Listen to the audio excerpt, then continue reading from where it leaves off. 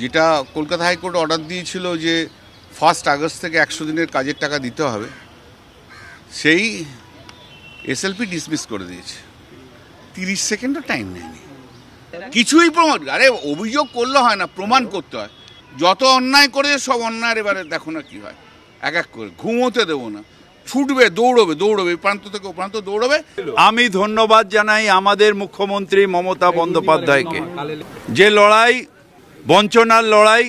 বঞ্চনার বিরুদ্ধে লড়াই, বাংলার মানুষের অধিকারের লড়াই, সেই লড়াই উনি ছেড়ে দেননি। তাই আজকের জয় বাংলার মানুষের জয়, বাংলার নেত্রী মমতা বন্দ্যোপাধ্যায়ের জয়। বাংলায় একটা কথা আছে, মূর্খের গৌবদে আন। এই হাইকোর্টের রায় কোর্ট পুরো এই দাবিকে নস্যাৎ করে দিয়ে বলেছিল, তখন আগস্ট মাসের আগে ছিল, যে আগস্ট মাস থেকে এই এমজিএনআরইজিএস এর কাজ শুরু হবে, তার টাকা কেন্দ্র সরকার দেবে। আগের কোনো বকেয়া পেন্ডিং এখন দিতে হবে না, কারণ যে বকেয়ার দাবি করা হচ্ছে সেই বকেয়া উপযুক্ত জায়গায় পৌঁছবে।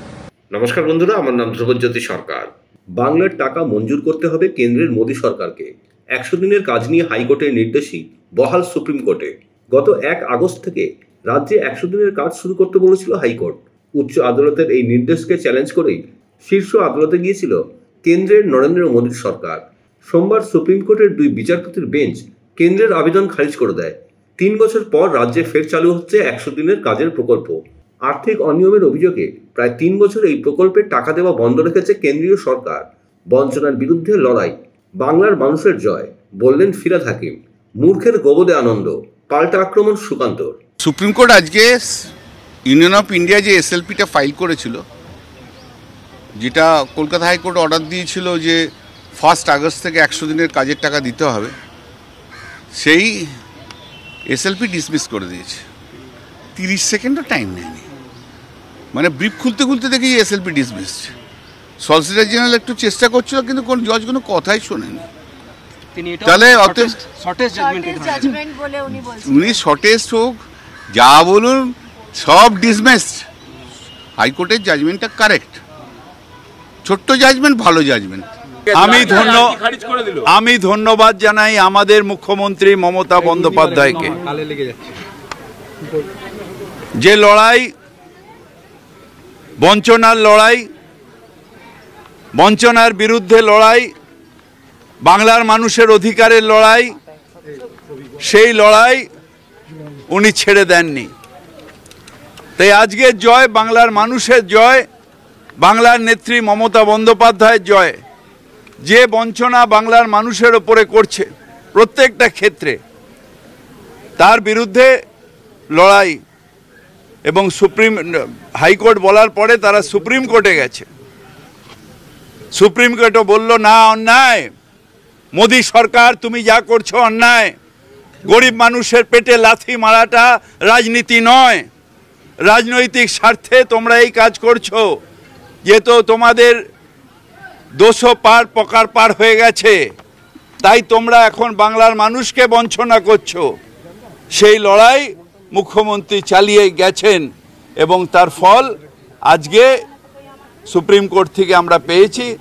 আজকে প্রমাণ হলো যে কেন্দ্রীয় সরকার বাংলার মানুষকে বঞ্চনা করছেন, রাজনৈতিক স্বার্থে করছেন।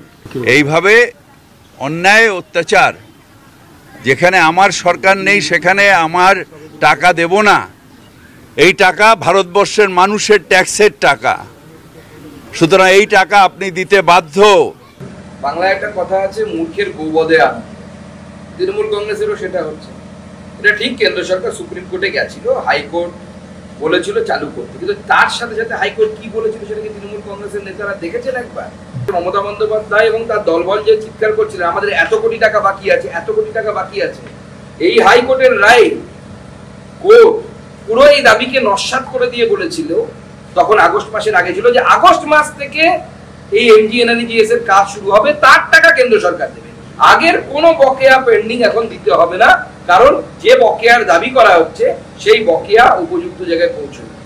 এবং কোর্ট তার বিভিন্ন অবজারভেশনে, এই হাইকোর্ট যে হাইকোর্টের রায় নিয়ে লাফাচ্ছে তৃণমূল কংগ্রেস, পরিষ্কার সেখানে কোর্ট উল্লেখ করেছে যে কেন্দ্রীয় দলের দ্বারা, কোর্ট করছি, বাংলায় কোর্ট করছি, কেন্দ্রীয় দলের দ্বারা নির্দিষ্ট কিছু অনিয়ম নির্দেশ করা হয়েছে, ব্যবস্থা গ্রহণ করা হয়েছে, পুনরুদ্ধারও করা হয়েছে এবং উদ্ধারীকৃত অর্থ পশ্চিমবঙ্গের MGNREGS নোডাল অ্যাকাউন্টে রাখা আছে।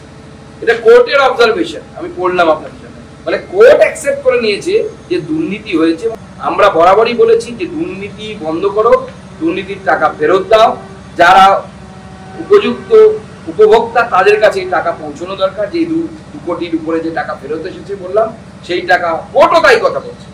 এবং আমাদের MGNREGS অর্থাৎ 100 দিনের কাজ চালু হয়নি, কোনো আপত্তি নেই। আমরা প্রথম থেকে একটা কথা বলেছি যে ব্যবস্থা নিতে হবে, কোর্টের রায়ে ব্যবস্থা নেওয়ার কথা বলা আছে। আমরা যা যা দাবি করেছি এর আগে, প্রত্যেকটা দাবি হাইকোর্টের রায়ে আছে। পোস্ট করেছেন যে বহিরাগত বাংলা বিরোধী জমিদার অর্থাৎ বিজেপির উপর এটা একটা গণতন্ত্রের চপেটাঘাত, গণতন্ত্রের জয় হয়েছে এবং তারা যারা মা মাটি মানুষের সঙ্গে ছিল, মা মাটি মানুষকে অর্থনৈতিকভাবে অবরুদ্ধ করে রাখতে চাইছিল, তারা তাদের জয় ছিনিয়ে নিয়েছে। এবং তিনি বাংলায় লিখেছেন তারপরে, চলবে না অন্যায়, টিকবে না ফন্দি, জনগণের আদালতে হতে হবে বলুন। দেখুন, মূর্খের স্বর্গে বাস করছে অভিষেক বন্দ্যোপাধ্যায়। হয়তো পড়েও দেখেননি উনি হাইকোর্টের রায়টা। হাইকোর্টের রায়টা পড়ে দেখতে বলুন। এবং আমরা চাইলে যে কোর্ট যেটা বলে দিয়েছে না, যে রেগুলেট, এতে এমন অনেক কিছু করা যায়। অভিষেক বন্দ্যোপাধ্যায়ের ট্যাপু করার ব্যবস্থা হয়ে যাবে, ট্যাপু করারও জায়গা থাকবে। সেই জায়গা কেন্দ্র সরকার চাইলে করতে পারে, এই রায়ের মধ্যে সেটা দেয়া আছে। উনি পড়ে বুঝতে পারেন। আপনারা অভিষেক বন্দ্যোপাধ্যায়কে দেখতে পান রাস্তায়, উনি তো জিম আর সাপ্লিমেন্ট খেতেই ব্যস্ত। বন্ধুরা, ভিডিওটি ভালো লাগলে দয়া করে লাইক শেয়ার করে দেবেন, আমাদের পেজটা ফলো করে দেবেন আর আপনার মতামত কমেন্ট করে অবশ্যই জানান। ধন্যবাদ।